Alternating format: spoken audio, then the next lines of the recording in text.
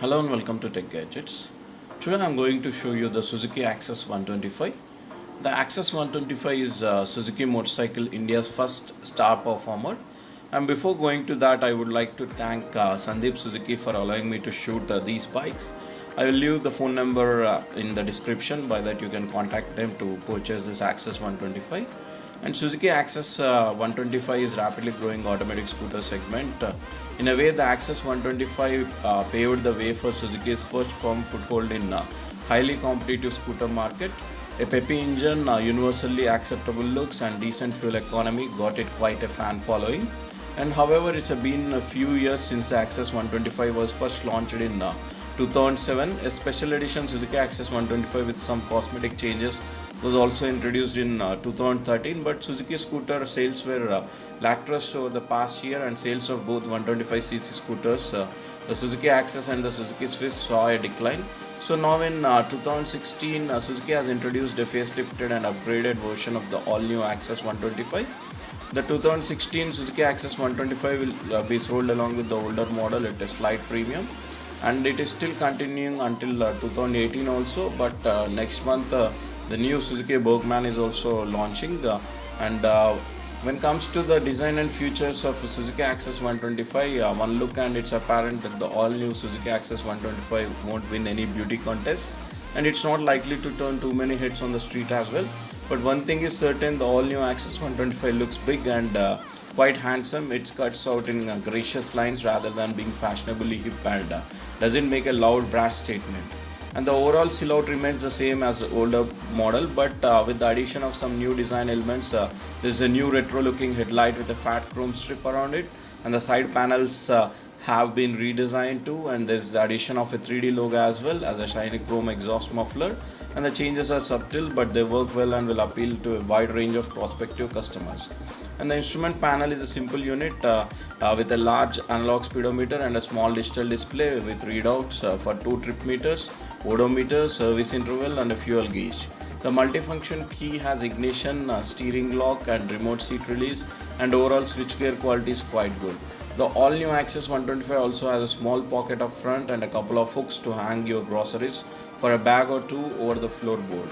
And Suzuki says under-seat storage is best in class at 21 liters. It can accommodate a small bag, a book or two, and a full-face helmet, all within the same space. And what is sorely missed is a USB power socket. Although there is a space for an optional power socket, you will have to get that installed at your own cost, and not at the dealer but out in the grey market. And when it comes to the engine and performance, there are no surprises when you thumb the starter. The engine settles into a reassuring hum, and the scooter pulls cleanly, accelerating without any sense of feeling strained or without any vibrations creeping in.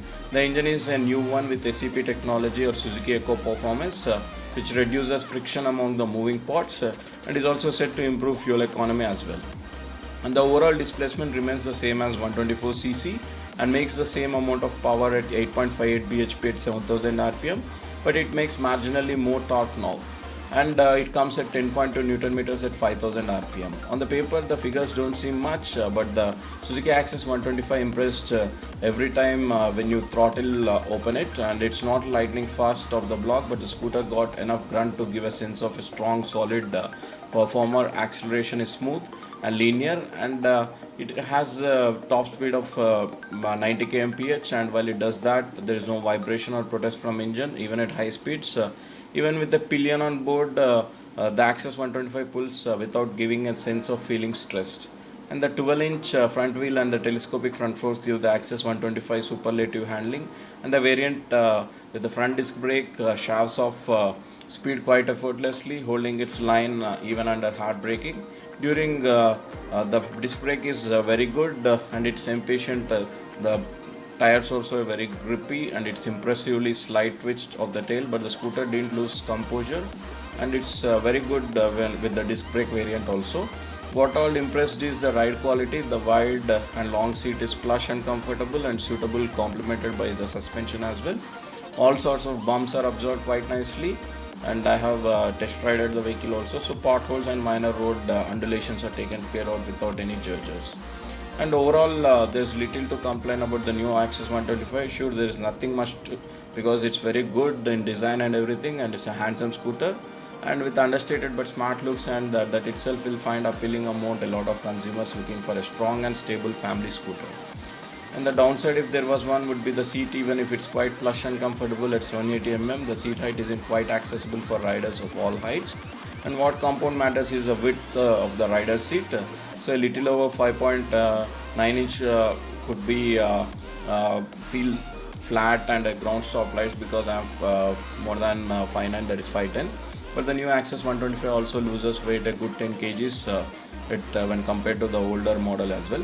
So it got better power to weight ratio and easy maneuverability at a claimed 64 kmpl fuel economy, and expect fuel consumption to be in the high 40s or even 50 kilometers in the real world as well. So all new Access 125 is lighter, fuel efficient, and universally acceptable looks at a starting price of 53,887 ex-showroom Delhi. It is also a couple of thousand rupees less expensive than the segment leader Honda Activa 125. Prices of the disc brake variant, the one I have ridden also, it's very good with the disc brake. So all in all, the Suzuki Access 125 could be the scooter you could ask for. The question that remains is how it stacks up against its competition. There are a lot of competition, the newly released Ntorq and Honda Activa 125, and there are so many other scooters in this segment. But Suzuki will cope up because it's launching new scooter again. So hope that guys you like this update. Please comment and subscribe for my channel for more tech and auto related updates. And don't forget to click on bell icon to get new video notifications. Thank you.